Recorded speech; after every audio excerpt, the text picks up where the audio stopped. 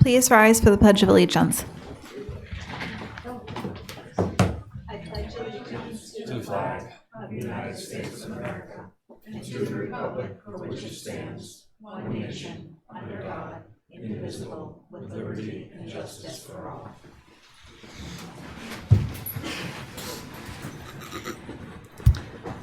I'll call the November 13th Select Board meeting to order.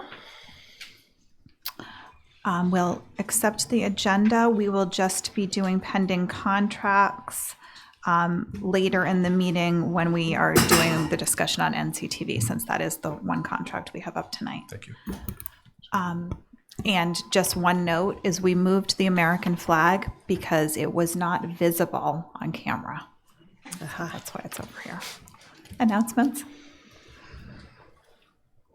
This meeting is being video and audio recorded. Saturday, April 4th, 2020 is the annual town meeting. Hopefully everybody on the island knows this by now, since we've been announcing it for many weeks. But we'll continue, just in case there are people who have missed this. The warrant is open for citizen warrant article submittals until next Monday, November 18th at 4 p.m. Please do not bring warrant articles in after 4 p.m. And please make sure you have ample signatures of registered voters on Nantucket, not somewhere else. There's an updated citizen warrant article packet available online if people want a little extra guideline about how to file a citizen's warrant article. And not printed on the agenda, but which came in a little bit later, there is a Train the Trainer workshop session next Thursday, November 14th from 10 to noon regarding the 2020 Massachusetts Census. It's tomorrow, not next Thursday, tomorrow, November 14th, 10 to 12 here in this building. I'm just going to read a tiny bit about it. Dear Nantucket community leaders and advocates, the 2020 U.S. Census is just over 4 months away, and we need to step up our outreach and organizing to ensure that every Massachusetts resident is counted. More than $16 billion in federal funding, thank you, to our Commonwealth is based on census data, as is our political representation, so we can't afford to miss tens of thousands of people as we did in 2010. Nantucket's geography and large seasonal population put it at a particularly high risk of an undercount. It also has many residents who have historically been undercounted all across Massachusetts, such as immigrants, people experiencing homelessness, low-income families, people in group housing, renters, young adults, and people with disabilities. On Thursday, November 14th from 10 to noon, we're holding a Train the Trainers workshop at the Nantucket Police Department for community leaders, organizational staff, and volunteers working on census outreach. And then there's a list of things that participants will do. So hopefully we'll get some people to attend this again. That's tomorrow, November 14th, 10 to 12 here in this building. That is all. This is the public comment portion of our agenda for things that are not otherwise on our agenda, and I see someone coming to the mic. I would respectfully ask that we take a moment of silence to honor the life of the firefighter who died in Worcester, a fellow public servant. Thank you. Happy to do that.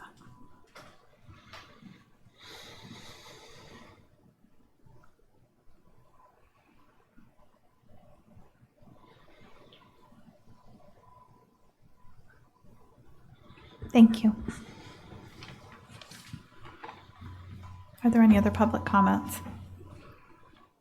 There's no new business that I'm aware of. We'll move on to approval of minutes. So moved. Second. All those in favor? Aye. Any opposed? Motion carries unanimously. Payroll and treasury warrants. Motion to approve. Second. All those in favor? Aye. Any opposed? Motion carries unanimously. Moving on to consent items, we have a gift acceptance. Motion to approve and give thanks to the donor. Second. All those in favor? Aye. Any opposed? Motion carries unanimously. Resignation from the Nantucket Historical Commission. Motion to accept with a letter of thanks and congratulations on the new role. Second. All those in favor? Aye. Any opposed? Motion carries unanimously. We have, under citizen and departmental request, we have a Board of Health request to designate a select member for the Genetic Mice Project Steering Committee.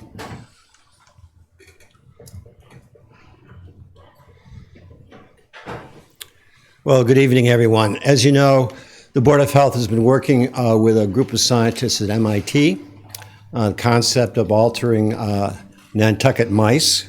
It's important to say just Nantucket mice, so that they will not get Lyme disease. Interesting scientific concept. When we put together the organization of how this would go forward, we had very clear decision points. For example, it would not be tried until the experiment was done on a non-inhabited island. It would not come to Nantucket unless it was vetted and approved by a group of scientists not involved either in the project or Nantucket. And then ultimately, it would have to go to a town meeting for approval, if it ever gets there. We're a long ways from that. Part of the organization was what we called a steering committee. The steering committee was set up to advise the Board of Health, to manage the project from a Nantucket concept, to give input to the scientists. The committee has not been that functional, primarily because the scientists have come here 5 or 6 times in the last 2 years and made public presentations, so various comments and suggestions have been done in that forum. The committee still exists on paper, and I'd like to see it kind of rejuvenated a little bit. In fact, it needs a lot of rejuvenation. We don't even have a chairman at the present time, and we've only had 1 meeting. I think the committee needs to get back together again and function as it should, and if the committee decides it's not useful, then we would just disband ourselves. But I think it's important that as a member of the select board is on that committee. That's been suggested by a lot of people. So the Board of Health requests that you nominate one of yourselves to join us. It'll be about 2 meetings a year. And after the next meeting, probably in February, we may come back to the Board of Health and say, we really don't need this committee. But until that time, we need to move forward. As the Board of Health rep, too, I can give a little bit of background. I was really glad to hear that Malcolm wanted to sort of reinvigorate the steering committee after we had discussed at the board level and had the presentation about the genetic mice. I'd heard that it had been a pretty significant topic of conversation at an international biodiversity conference, and it made me realize that while we don't have to make decisions until later, if we don't stay on top of this, we won't have necessarily all the information when we do have to decide. So I think an easy answer is that the Board of Health rep could be on the steering committee, but I think if there's anyone else that wanted the opportunity to be a part of that steering committee, it's open. Was that your offering to do it? I thought I heard that in there. It was more first to see if anyone else was interested. But again, I think that, again, the Board of Health rep is a pretty straightforward answer to that, unless someone is jumping to be on the committee. Do I hear a nomination for Rita? So moved. Second. All those in favor? Aye. Any opposed? Motion carries unanimously. Perfect. Thank you. Great. Sure. Thank you. Next, we have a Finance Department request for endorsement of debt refund for various capital projects.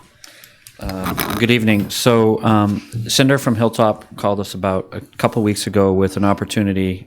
We have 4 projects that are part of debt that was issued in 2010 that are now callable. One is a drainage project that is exempt under Proposition 2.5, the fire station building, and 2 water main replacement projects, one with Wanakama and one Wisconsin. The projected, as I noted here, the projection interest savings, if we were able to refund, is about $733,000. Actually, it's gotten a little better since I wrote this and sent this to the town manager. It's up to about $760,000 in interest savings if we do this. So although we are not required to come before you for refundings, we generally do like to come before you and ask for your endorsement of our ability to proceed to do this. So we're asking for you to endorse the concept of us proceeding with this, which will produce the majority of the savings will be in the general fund, just because of the fact that this public safety building is the largest portion of that debt.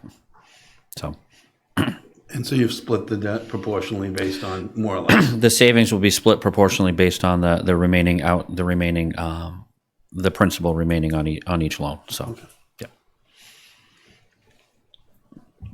Yeah. Move approval? Second? All those in favor? Aye. Any opposed? Motion carries Thank you. unanimously. Town managers report. Okay, I've been trying to give you a monthly update of the status of proposed capital projects for fiscal '21. So I have a brief PowerPoint, and while this is a sort of a high-level overview, not an in-depth review of every single project, it's meant to capture the larger projects of $1 million or more, but if there's any questions about lesser projects, I can try to answer those. So just to remember how these projects get reviewed, we start the process of reviewing the 10-year capital plan around this sometime in the spring, usually around May or June. And we review prior year capital projects, potential upcoming changes to the capital improvement plan. What we're trying to do is really get into the habit of putting things into the 10-year capital improvement plan, but sometimes things come up in the interim that are not planned. So this is the chance to try to capture those. During the summer, we issue instructions to the departments to update the CIP for the upcoming fiscal year and the out years. And meetings are scheduled with the Capital Program Committee as to potential new projects, and then we meet with the departments over the course of several months, maybe 2 or 3 months, about their proposed fiscal '21 projects in this case. And then we begin meeting with the Capital Program Committee. And your board member who is on the Capital Program Committee can attest to the fact that it's quite a rigorous review. So we've met with all of our departments at this point, and there have been some regular status updates to the board and to the Finance Committee. Over the winter, as winter begins, the Finance Committee and the Select Board will be reviewing the Capital Program Committee recommendations. Those are not likely to be fully ready until the end of January, early February. And then the Finance Committee will develop its recommendations for the 2020 annual town meeting for these capital projects. The Finance Director and I are also about to start looking at the free cash, the certified free cash, to determine what we will be recommending to fund capital and other projects. And stabilization fund as well?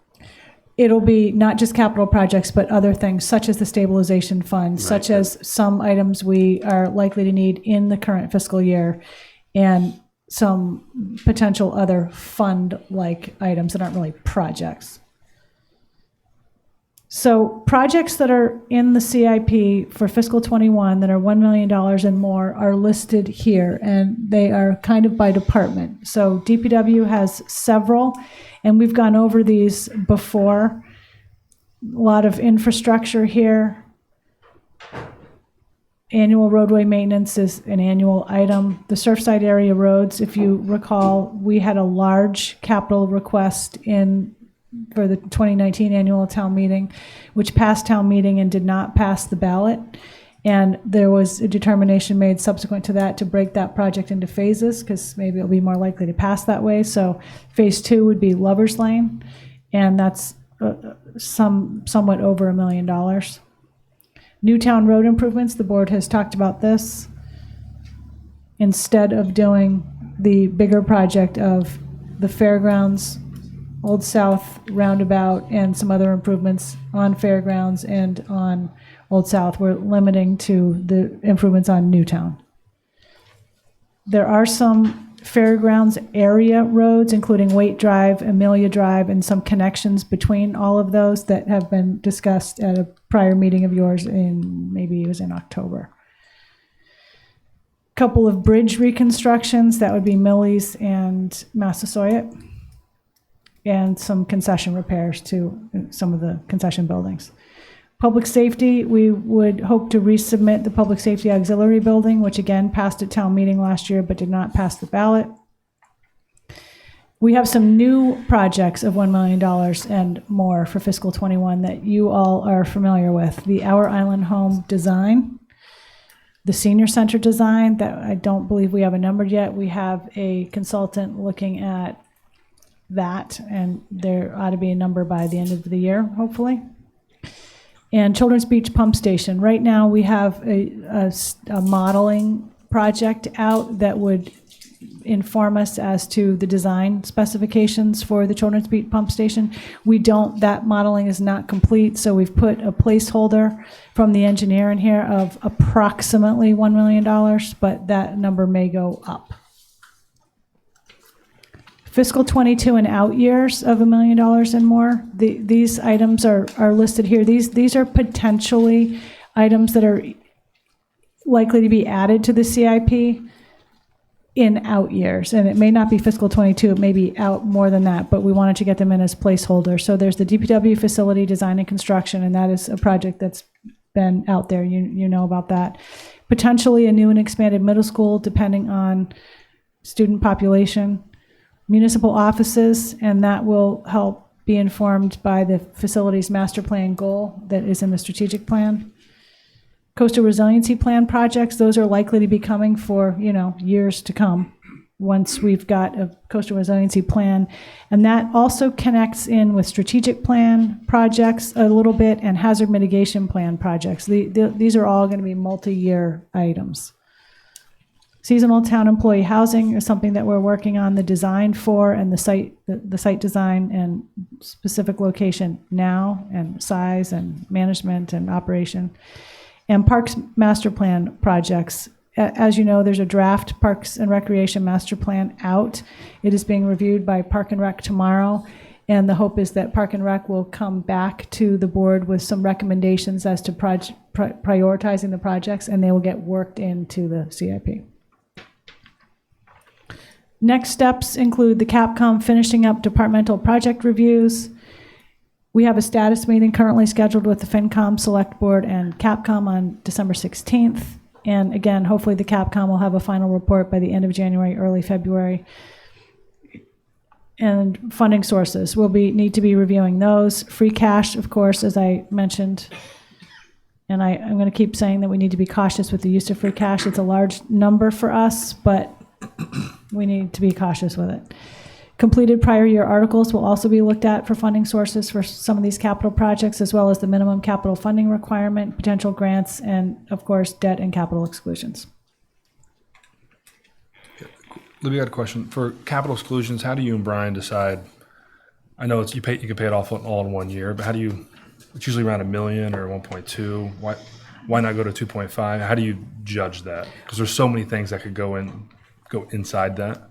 Typically, we look at how many are, easily one-time items that can be paid for within a year without a large tax rate increase for that year, and it's usually things like equipment. Okay.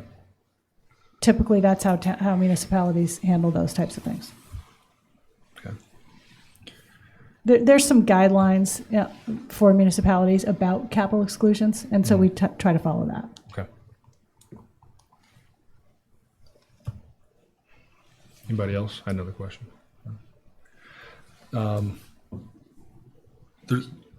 I sit in every Thursday. Every Thursday we sit and do stuff about an hour and a half, 2 hours, and dig in with the department heads. And Brian and his team are always there. I always want to reiterate to the public and to the select board how much we jump into this. The things that are 500,000, 800,000, when does the select board look at those? And should we at this early? Because there's a lot we haven't really decided yet and prioritized. Yep. We can bring those in at the next update in early December. We can have more of a complete list. They're sort of still being vetted right now with Capcom, but there's quite a number of them. So we can have a more complete presentation at your next meeting that lists all of those. Because the Jetties Beach sewer improvements, I'm assuming that's under $1 million. That's why it's not on here. Yep. Okay. Yep. Yeah. Should we add in here, and with senior center design, potential property acquisition? We could. That, I guess, is not necessarily considered a capital item, but I do have it on the town meeting warrant article list. Okay. I think they would be separated, separate standalones. Okay. But it's a good point. I could maybe put on this presentation that there would be an associated, potentially, land acquisition in a separate article, something like that. I think that would help because from the public, they look at all of it together, even though we have it all separated out. Right. It just creates confusion. Yeah. Yeah, the ones that jump out at me, Island Home Design of 5 million. I hope we figure out what we're doing and have buy-in before we spend that money, because we spent a lot of money there already and haven't really got too far yet. So that's one that jumps out at me. And I'd like to make sure when we're doing DPW, we're looking at resiliency and sea level rise. I don't want to spend 15, 20, 25 million out there and be moving it in 15, 20 years. So yeah, I just think those, we want to make sure that we've vetted them, not just from the financial standpoint, but from the, resiliency and sea level, et cetera. Well, I can assure you, Matt, that we get way into the weeds, and Brian and Libby and everybody has to kind of pull us back. Right. We do ask those questions. And there is some work being done, not some work, quite a bit of work still being done on understanding our island home and where it's at, and what would be included in a design, what would be addressing. So there is quite a bit of work still going on. I want to avoid the momentum. Sometimes you spend the money, so you're stuck because, well, I spent that much before, I may as well keep spending it. It's sort of, we've gotten that situation before. Mm-hmm. So you'd like to get be cautious and get the work done prior so that we're not.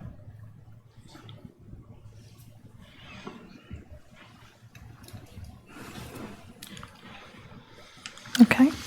Are we done with that?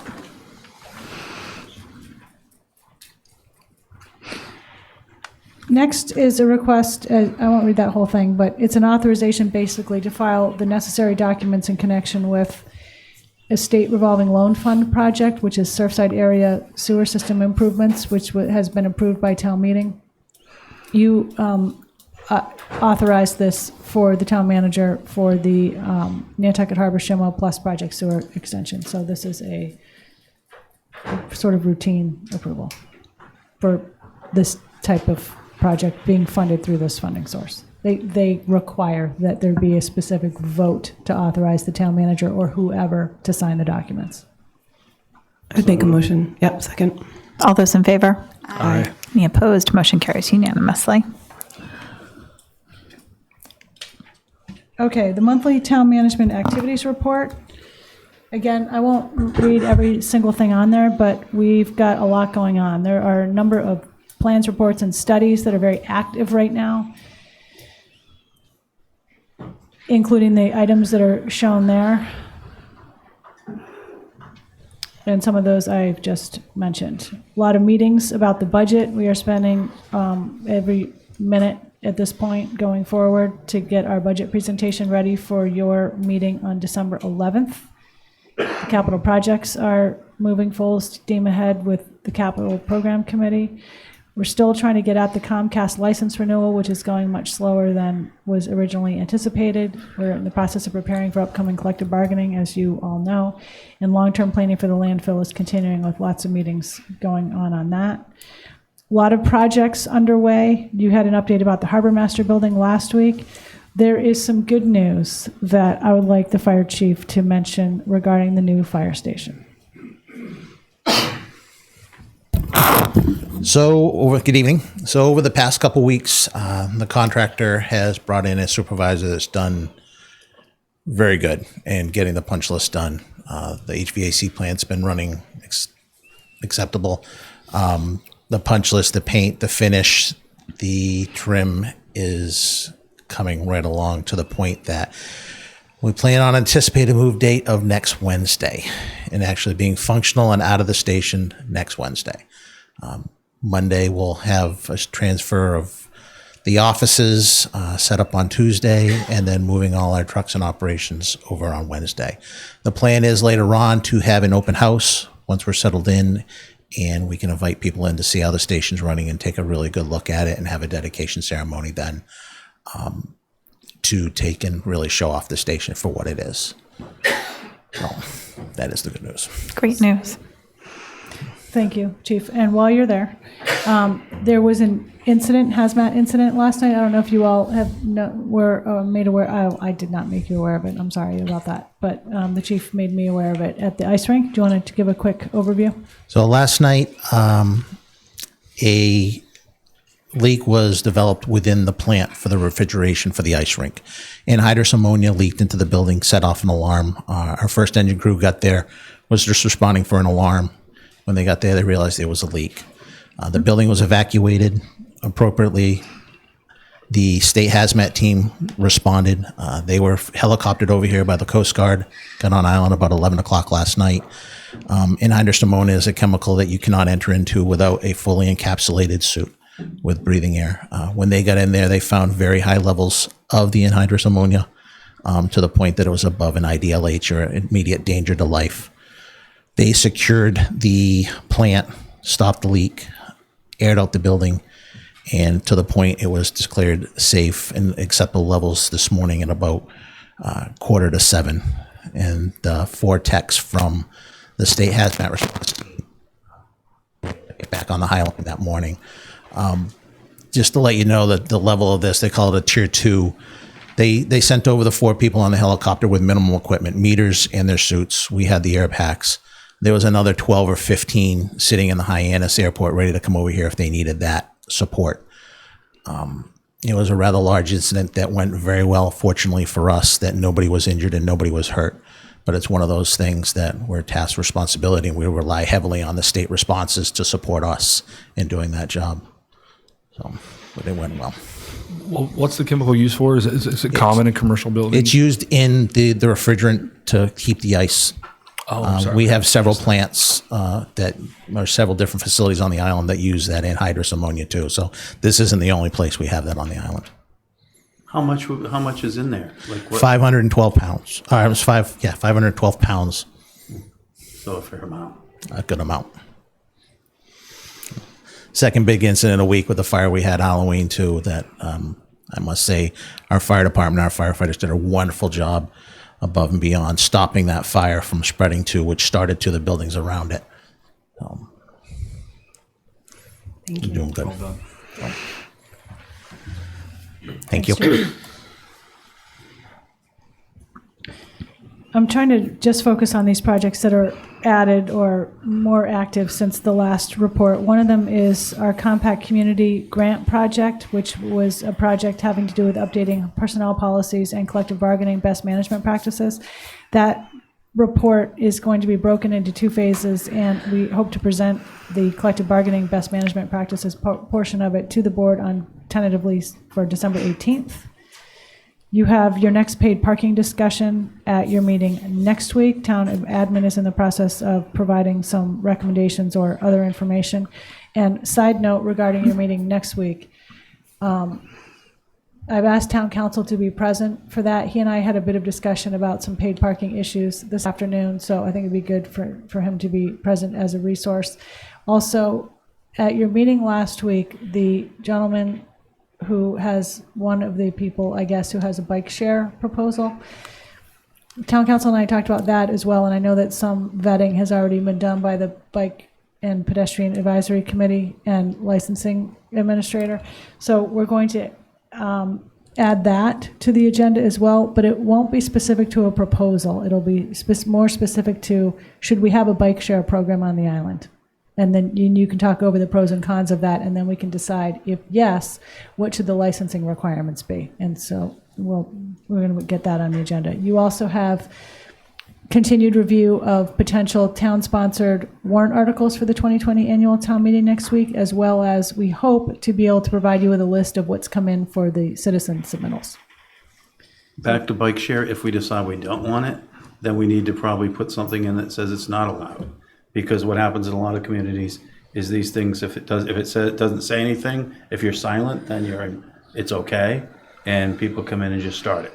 So I'm not saying that we shouldn't do it, but I think there's a lot of good to it. But on some of these, silence is acceptance. Yeah, So, we definitely would want to talk to town council about that. Yeah, and I'm curious how it really differs from an Uber situation.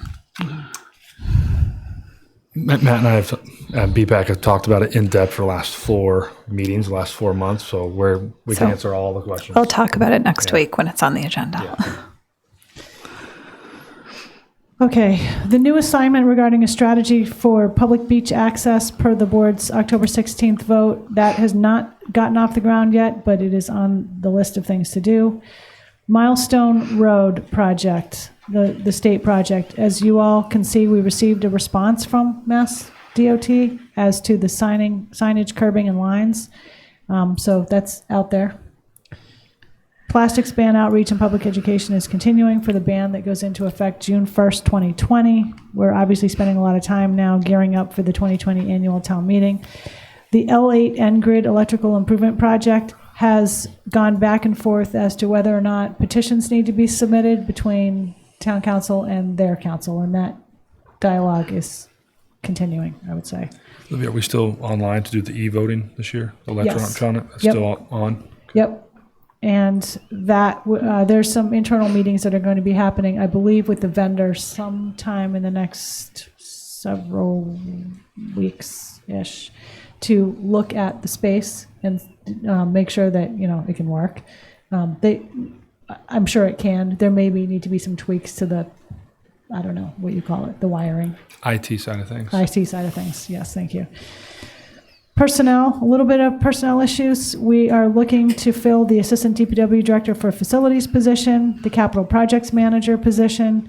The Collector position is filled. That is terrific news. That is filled with Trish Murphy, who has most recently served as the Assistant Collector. So congratulations to her, and we're happy to have her fill in as the Collector. And as you know, we had our Employee Appreciation Day last Friday at the VFW. It was a very well-attended event, and the person who got the pin with the most years of service was our assessor, who will be here in a couple of weeks, or maybe it's next week, to do the annual tax rate hearing. So that was she didn't know she was getting that pin, so that was really nice. And I think that's it. Okay. Select board reports and comments. Review of NCTV, Public Education Government Channel for Government Services. Greg is coming up to the mic. Good evening. Good evening, Madam Chair. This item was asked by the board to be put on the agenda at last week's meeting. By ways of a little bit of a background, NCTV is the town's cable access corporation. The town has a public education and government channel through contract with Comcast. That's totally another issue that we've been working on. So through that contract, we have contracted through a competitive bid to have a provider, and that's NCTV, and they've been providing the service since roughly 2011 to 2012. So this particular item is kind of in 2 parts. We have NCTV here this evening. We have the executive director and other members to speak. This first is a contract on the agenda, but then there's also the matter that was brought forth by a member of the public last week regarding more meetings or all meetings being recorded, at least either broadcast or recorded. So let's talk about the recording first. NCTV is funded through the PEG channel. The PEG channel is money, a franchise fee that is put on anybody who has Comcast service, cable service, is charged a 3% surcharge. That 3% surcharge goes to fund our PEG channel. And that all goes directly to NCTV under agreement from the board in 2012. They use that money to provide all the services that we've come accustomed to, like the outstanding broadcast they do for our government meetings, but they also do the educational portion, which is not just school committee, but also providing educational services to local community members regarding how to make videos and how to edit and how to do their own home broadcasting or create their own show. And they also are responsible for that was the public most, and also the education. So PEG. In April of this year, the executive director, Lisa Getter, informed me that under the current funding from PEG, from the Comcast franchise, NCTV is finding it very difficult to keep up with the recording demands and the meeting demands from the town. We have grown, every year we seem to grow, with new committees or more and more meetings, and they're having a hard time keeping up. And Lisa, Ms. Getter, informed us that they really can't do it. And they were looking to perhaps engage in an RFP with the town scope out the services for all the meetings, all the public forums, anything that they may want to achieve in a given year, and put it out for public bid, and of course NCTV or anybody would bid on it. We didn't really, meaning town administration and Florencia Rulo, our public outreach coordinator, who is a representative on the board for NCTV, decided it's probably not the right time to do it. I also discussed this with our finance director, who said we might have a problem, moving forward with another contract if we don't RFP. So let's discuss it. And of course, months passed and we didn't discuss it. So that's one issue why we're here. How can NCTV produce more meetings for us, record more meetings? The other item is the contract before you, which is what we call the additional services contract with NCTV. That has been an annual contract with NCTV since 2015. That contract, as its name implies, is to provide additional technical and troubleshooting support. It was never intended really necessarily to provide additional meetings, like the town creating another committee and then recording it. The intent in 2015, it was only for $12,500, and it was to help fund one half of a position in NCTV to be dedicated to the town for the government channel, to help troubleshoot, to be here for night meetings, to make sure the cameras are on, the microphones go down, to help troubleshoot the microphones, to purchase new equipment that breaks, and just help us. That's been quite a bit to let you know. So that contract grew to $49,500 over the past at least 2 fiscal years. So the town has budgeted that money for this fiscal year, and the contract you have in front of you is what we were going to put forward last April for this fiscal year, but then we kind of got bogged down in, is that enough that we don't want that money necessarily to go to new programming? We want it to go towards troubleshooting. So it's kind of the stalemate we've been in. So there's kind of 2 separate things, but they're definitely related. And it doesn't mean that the contract before you can't be used for more meetings. It's just we still have that issue of troubleshooting and, and just being proactive with our equipment so things don't go down. Another thing that has come up over all this is not just additional committees have cropped up. Like in the past year, we have the Cannabis Committee, the Coastal Resilience Committee, the Census Committee, the Government Study Committee, more and more that the board has created, but we have different venues. We can't all be in this room or upstairs or at the LGI, which are outfitted. So we have quite a few at the water company, the school cafeteria, 2FG, and they have to bring remote equipment. So it's just a little extra effort. It's not just all from this room. So I think that's everything in a nutshell. Does that help explain the difference of more meetings versus the contract on the agenda tonight? It's confusing. Good start. Thank you. So I don't know if you have questions of me or if you would like to hear from the executive director, Ms. Getter, or what's the desire of the board? I thought that was very helpful to understand the difference between, again, what we're voting on in terms of the contract, and then looking at the potential for adding more to the contract. So I want to clarify too. So say the contract was just approved tonight as is. That's business as usual, helps offset or support the cost of NCTV to provide a dedicated employee towards us, but that doesn't necessarily mean more meetings to be recorded. Okay. Have we lost meetings? Mr. Atherton made it seem like we weren't covering as many meetings as we have in the past. Aren't we covering the same or more meetings? No, so what Mr. Atherton was talking about is in April, when Ms. Getter approached us and said they can't keep up with the demand, we went back to what the original agreement was, and it was kind of before my time, but there was a memo somewhere that said these are the priority committees that we record. When NCTV started in 2011 or so, they didn't have any money or anything, so they weren't recording anything. In 2012 was their first broadcast, I think, and it was just select board. Then it became select board, school committee, and they added on, planning board and everything as they could go along. So the priority committees, and I think there are 9 of them, are all the regulatory or elected committees. Since then, they went above and beyond and started recording anybody else, any other committee, because we asked them to, Affordable Housing Trust Fund, everybody. And they said they just really can't keep up with that anymore. So yes, Mr. Fee, since this past April, there's been an effort just to focus on just the existing top 9 priority committees and not the other ones. So there have been certain committees that had been recorded in the past that since April have not been. So those were not charged for as a separate. That's a good point. Unless somebody else was paying for it, like for example, CPC, I think it's CPC, pays for it themselves. Okay. This year, is that correct? Yes, CPC. And ZBA also paid for it themselves.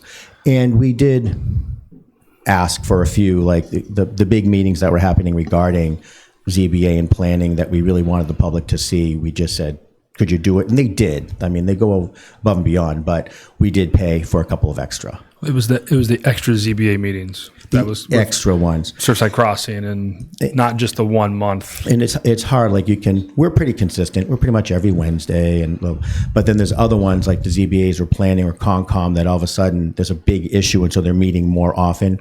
It's just hard to schedule that way. They're the same staff. They're not scalable. I have a question, maybe to help the board understand it. So, the PE and the G. For the G, what comes in out of the $300,000? Will that cover the what we'll call the big 9? Does that cover the big 9? I'm going to defer that to Ms. Getter, but I think what Select Board Member Bridges is asking is about $300,000 is what comes in annually right now for the franchise fee, the PEG. That money goes towards the overhead of NCTV, all the salaries, the utilities, the mortgage, but also the P, the E, and the G. And I think you're asking, does that currently cover just what we're doing right now? All right. Hi. Yes, it does cover it. Okay. Yeah. So Lisa and I talked this week, and I'll kind of set you up. Where you told me where you get stuck is when, we do HDC planning. We do a lot of these live, and that takes a lot more effort because if it's the Concom and it's not live, they can remote in and turn it on. Right, so they can get these big 9 done under that. Let's just call it a third of the PEG revenue.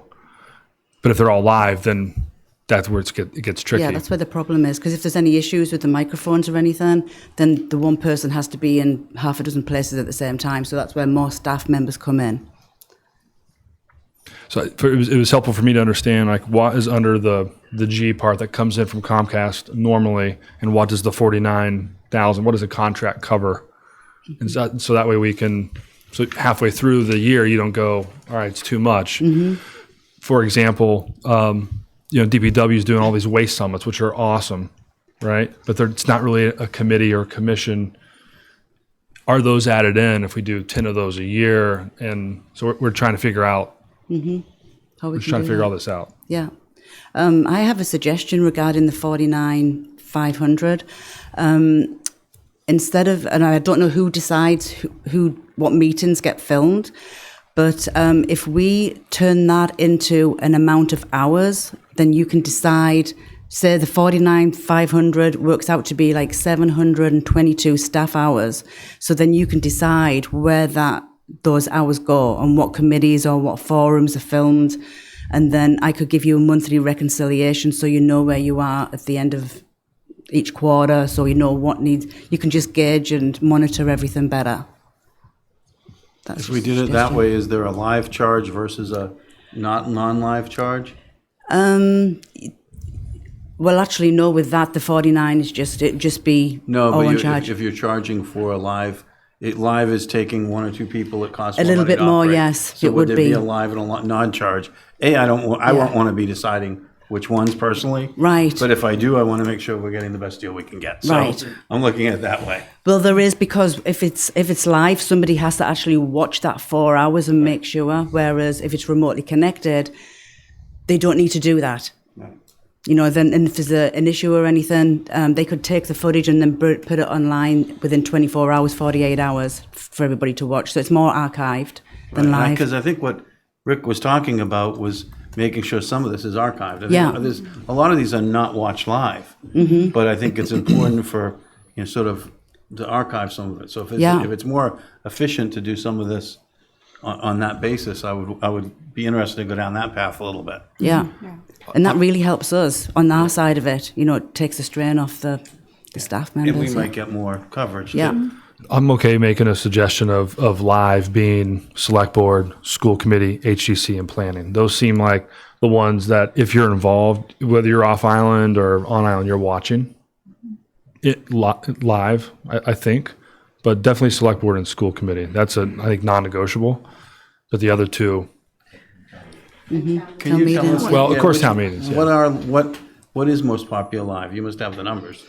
We do. Frank would know that. What's the most popular live? The select board.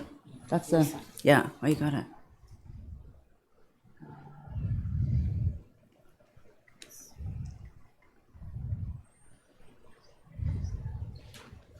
Which one is it? Frank, do you have the numbers handy? She's pulling them off right now. Okay. Yeah. Yeah, they were in our packet too. I just don't have them off the top of my head. These were just stats. Yeah, I don't know what the numbers are though. I do know that HDC, a lot of people watch to gauge when applications are coming up because the meetings can be really lengthy. That's a convenience, but it has nothing to do with transparency. No, and it's not the archiving. transparency, but it is a service that architects and so forth have started to rely Right. on. The data that can you hear me okay? Yes. The data that we pulled up a couple of days ago was reviewing the town's YouTube channel and looking at what was the most viewed. So we have the list here as the town articles, special town meetings, annual town meetings, select board, zoning board of appeals, and planning board, HDC, and conservation commission. Those were the top. We do have some other stats if you'd like to hear them. Yeah, and how many? Like how many are watching? How many are watching us right now? Approximately. Well, we 7. can tell you that the government topics or content is the lowest viewed Right. out of the PEG aspect, the public and education aspects in original programming. And we believe that human nature is probably just going to the archives and viewing this on demand when they're ready to. And that's what our best educated guess would be on that. So, the top ones, yeah. So, There's more people watching cat videos, yes, that's sad, but probably sad but true. Yeah, or I've scared a lot of people off. I'm not sure which. Yeah. Oh no. yeah.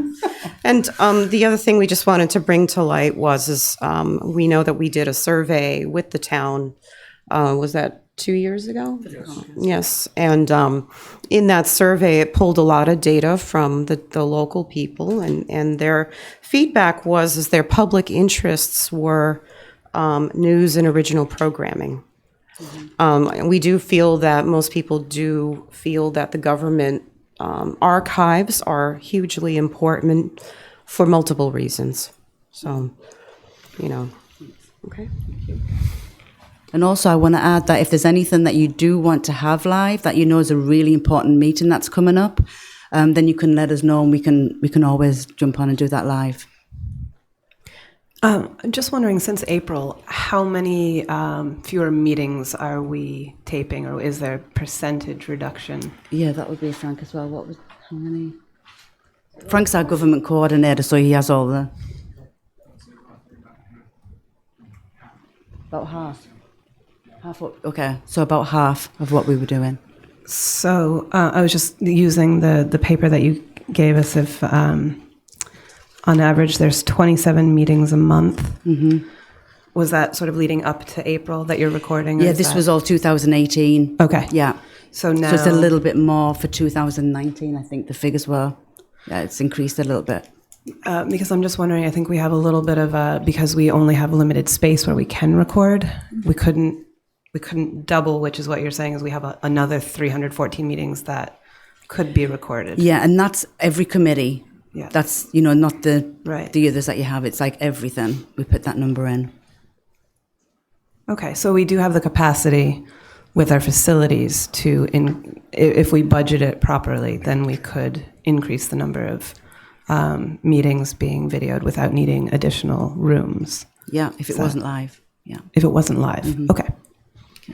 And I, excuse me, I also want to remind that we are intending to have the old school trailer moved to the soon-to-be old fire station for a dedicated meeting space. It won't be outfitted yet.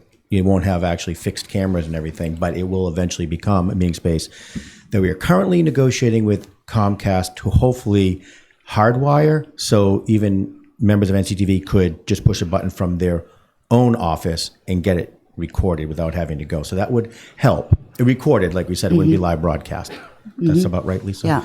So you got that. I also want to point out too that, I mean, Tucker reminded me that the Affordable Housing Trust has been paying for their own for a while, as well as for Neighborhood First.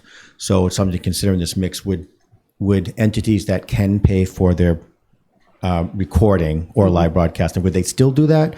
Or would we consider them as part of this contract where we choose hours, if that's the way we decide to go? Just want to make sure. What's the staff recommendation? Well, our recommendation from back April was to status quo, get back to what the regular 9 priority committees were, see where NCTV falls as far as their finances, see what kind of outcry we have from the public, and then readjust it for next year, which is, we're getting to that point. So our plan was just to kind of rein it in, because they were going, like, there was certain times where they had 3 meetings at once. You know, we even made a decision this week that we want Parks and Rec recorded tomorrow because it's a big meeting regarding the master plan and everything, but it's not on our priority list, but we will pay for that out of admin funds. I just want to make sure that if we approve this contract for 49.5, that only these 9 meetings are the only ones being recorded. Because I'm hearing that if we get, I just want to be really clear. If we approve this contract, then all the other things come back on. You mean the 9 are the only ones that are live broadcast? No. Okay. I think, my opinion, without this contract, the 9 should be recorded. Yes, Okay. they are. Okay. Right. Yeah. Oh, yeah, yes. The contract's poorly worded because that preamble was thrown in about 3 weeks ago to make sure those 9 are separated out of the contract. So those are going to be, that PEG will pay for that regardless, those 9 regardless, and ATM, special town meeting. Yeah. Yeah. And then so the 49.5 gives us what you said, 772 staff hours, yeah. which is 64 hours per month. If these are all remote, let's assume none of these are live, does it take 2 hours of staff time to film a 2-hour meeting remotely? No. Well, if it's remotely, no. But then there's also, it's not, if you see this is where all the time goes as well. Is it hour for hour? Whether it's live or not? No. Okay, you got that one. Yeah, so I handle a lot of, I'm the government coordinator for NCTV. My name is Frank Schad. If we record something, generally speaking, unless things go wrong, and I'd say they go wrong about a quarter of the time, I just post it directly onto YouTube. So if it's a 4-hour meeting, it's 4 hours of recording. There's no extra time for that. But when we budget it for over the year, there's administration costs on top of that. A lot of people email me, email Lisa. We have to keep things running. So if you look at the budget that we laid out, it works out so that staff time, about half of that, can be dedicated towards recording these meetings that are on YouTube.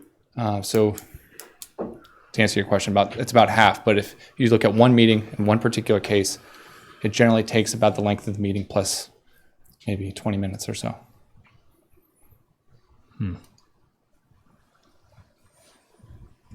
Yeah, I'm not trying to be difficult. I just don't understand that if you come in and start a Capcom meeting, that's 2 hours, and then when it's over, you end it, and then there's some editing.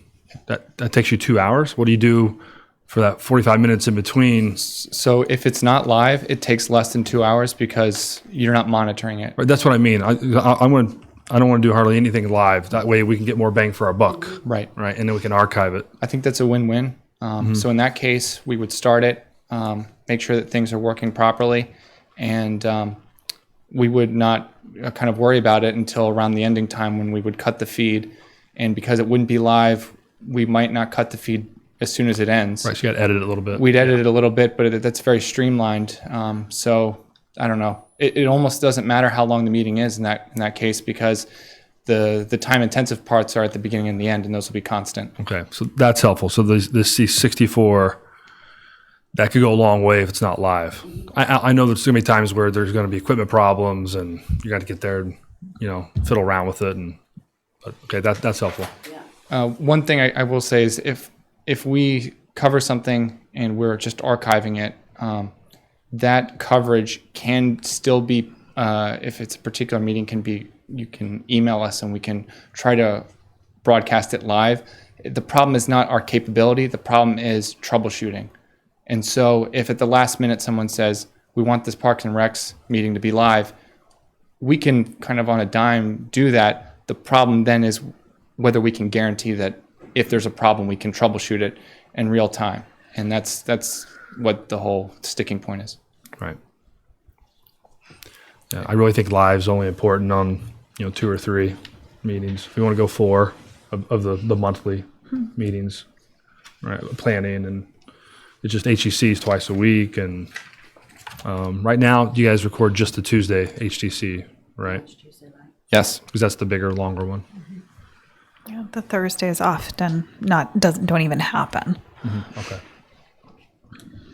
I just want to mention one other thing with this new interim contract that'll last us until next year. And this is supposed to kind of spot us until our new Comcast money comes in. That list, we agree to it, but historically, we were responsible for covering the select board, the school committee, and the airport commission. That substantially increases the number of meetings that we are responsible for as part of our core franchise fee budget. We're still doing it. There's no argument from us, but just wanted to note that. So this is the first time that those are now going to be considered part of our core meeting coverage.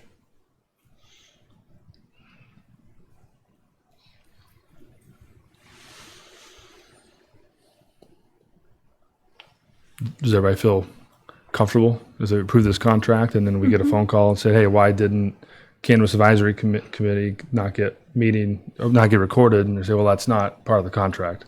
I just want to not let that to happen, or be like, oh no, we're not doing that because of this. Does that make sense? I'm trying to make sure it's clear. That wouldn't be part of this contract, because or would it? Well, Yeah. Yeah, the contract, the 49.5 contract is not this. So That's all this the is going to additional happen meetings. anywhere, yeah, without So that the Cannabis contract. Advisory Committee would be recorded, just not live. correct. Under the 49, yeah. think If it was that's- a meeting that was chosen to be recorded, yeah. I think that's the most important thing. Like, as a board, we all struggle with public outreach. How do we get the public more involved? Like, this is our public outreach, this PEG channel. So we need to be getting as many meetings as possible. I know that's how a lot of secretaries go back and take their notes. That's how a lot of people who are working during the day when we have meetings, town government study, affordable housing, those are all during the day. So I think we need to figure out how many meetings we can record, and again, make sure that we can cover as many. Oh, no, I was just going to follow up and say, if that's the plan, how do we actually choose the additional ones? Like if it's a cannabis committee versus a coastal resilience committee in a given week. I mean, it's possible, and I know they're willing to do it. It's just we have to decide amongst ourselves how we're going to do it, I guess. That's why I like the idea of having, here's how many hours staff time that 49.5 buys you. You choose what you want within them. So if DPW does a series of waste summits next year or something, and it's outside of that, we could find the money, or... And sometimes we've been paying for that out of an appropriation because we already had it, like for housing, or other committee, like Affordable Housing Trust would pay for something to do with housing just because they can. So what I'm hearing is, if a committee has the revenue to be able to do that, they still do that to take the pressure off the contract. But then with the hours that are set forth in the 49.5, we kind of determine, probably just through admin, the board says we really want this recorded, we'll do it. And if we approve this tonight, kind of starting tomorrow, will all the additional meetings be recorded?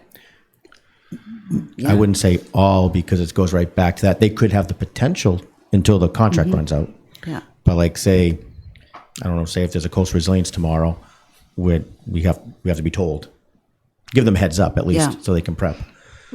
I don't quite know how to organize this, but it seems like maybe we need to make a list of all the committees that aren't currently taped, as well as these one-offs that happen from time to time, like the Waste Summit and things like that, and kind of attempt to determine how many hours they are, and maybe sort it out like that. I mean, there's committees that meet every now and then. There's committees that meet very regularly. Probably we want to tape the very regularly meeting ones, but I don't know that we're going to be able to do every single one of them.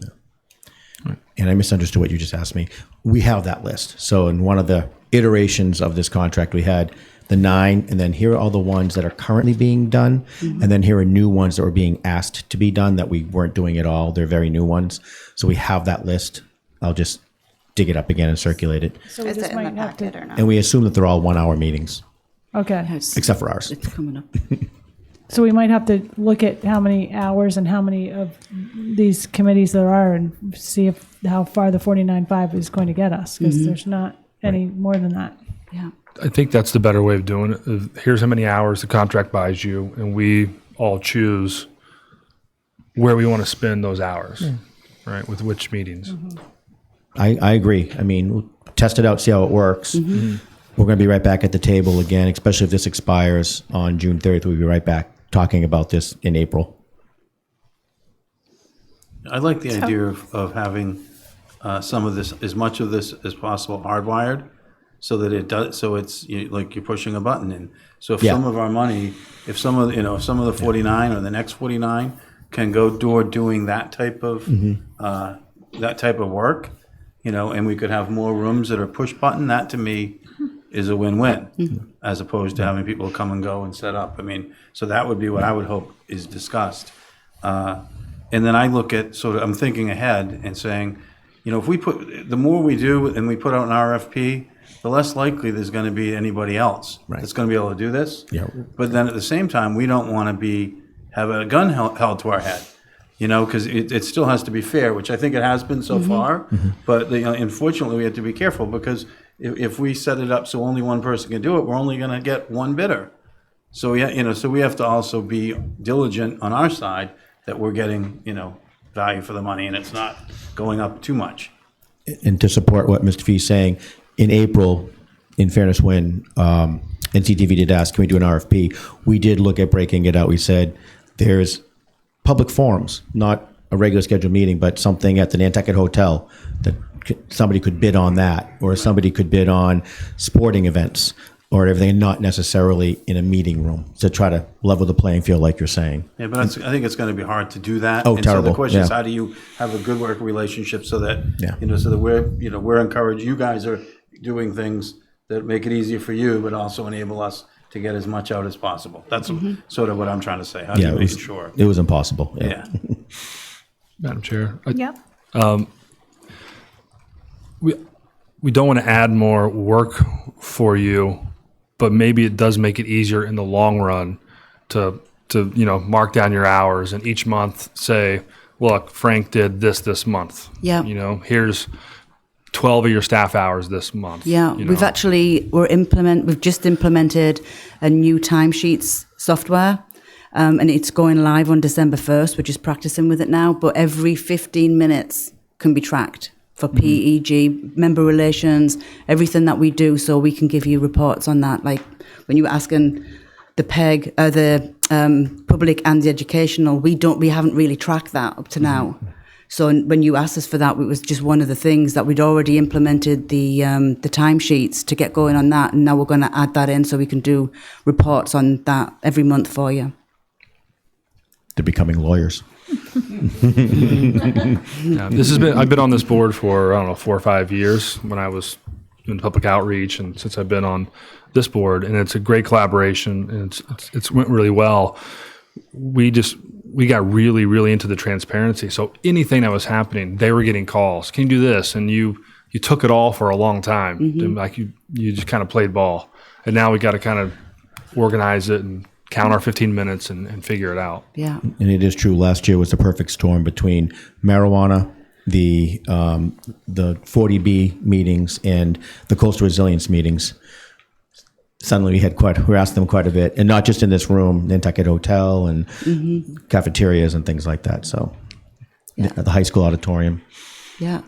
I just want to ask about this contract. It does say there's no YouTube then in this contract. Did we want to add that back in for this or not? So what that means, there's still YouTube. We own the channel, but right now NCTV, they spend time downloading it and uploading it and putting it into the directories. Not a lot of time, but sufficient amount of time.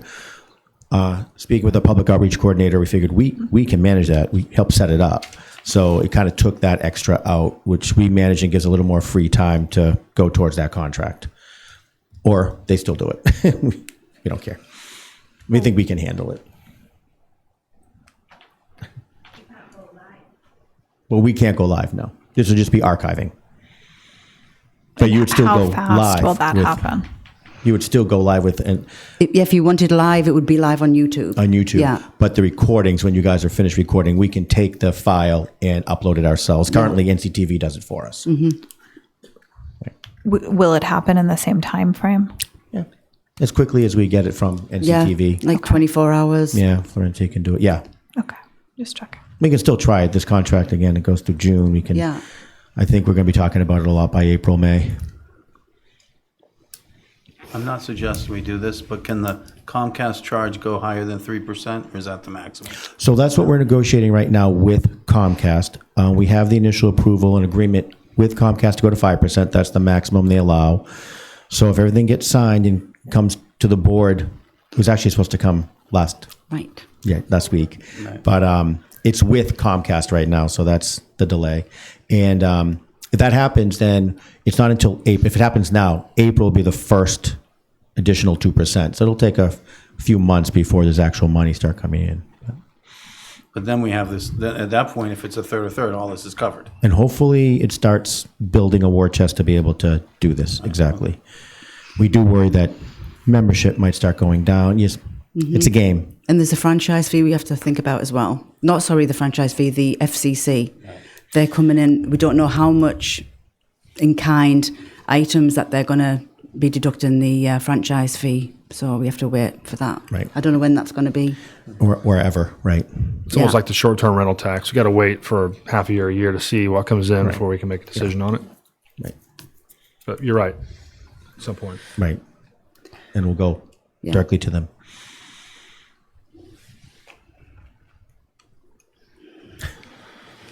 All right.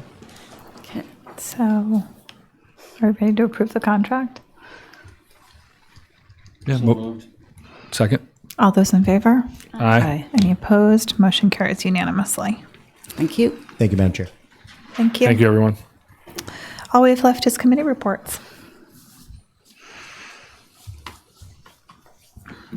The landfill work group has started a new schedule of meeting every 2 weeks, just trying to get at some of these bigger questions as information comes in. And we met and discussed, DEP came to the island and we'll be working on a solid waste management master plan that we'll be seeing. As well, I thought it was great. Grammar recycling coordinator went to the Stop and Shop facility in Freetown to see how they're handling all of the waste that they're taking from all the different Stop and Shop stores. Also went to Marlborough, which has a similar biodigester to us, and talked to them about the contract they have and how they're dealing with it. And then went all the way to Rochester to Zero Waste Solutions, which is where we send quite a bit of our waste. So getting a feel for exactly where our waste is going and who's doing what in similar situations. And the other thing we discussed is a pay-as-you-throw pilot. So finding a neighborhood where we can do a pilot project working on pay-as-you-throw. So you're charged for exactly what you're throwing, possibly having some kind of color-coordinated bag system, and the facility or the business out in Rochester who has implemented that in a couple different places has been giving us some guidance on how that might work. Just you probably have heard this. That's the third rail. That pay as you throw on Nantucket is the paid parking. You jump I know. into the paid parking of the garbage world. I was inspired by last week. I might as well just keep going. Again, I think a pilot, I think as our expenses increase and there's the population increases, I think finding a way to align our expenses and costs with the actual cost of the infrastructure is key. So maybe both of those fail, but it will at least give us some information.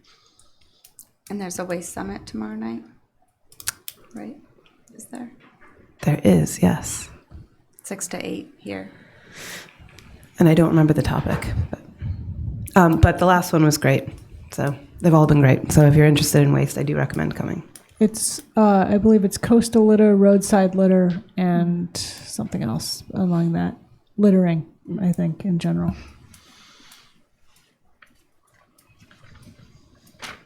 Anything else?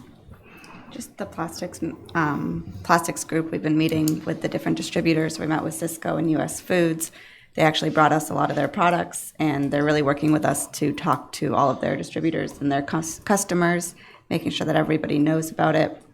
But one of the feedbacks that we got that I thought was interesting was they actually aren't in favor of this like half ban, where like there's some plastics allowed and some not. And they almost said it's like, it was better in the 90s when we completely got rid of the biodegradable, like things were just completely banned.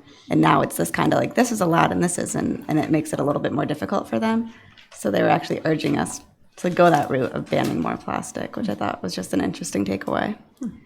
And then Neighborhood First is meeting this week, Tuesday, with Affordable Housing Trust, and we're getting data back from the Nantucket Data Platform. So maybe that will be recorded, or you can always show up to the public meeting.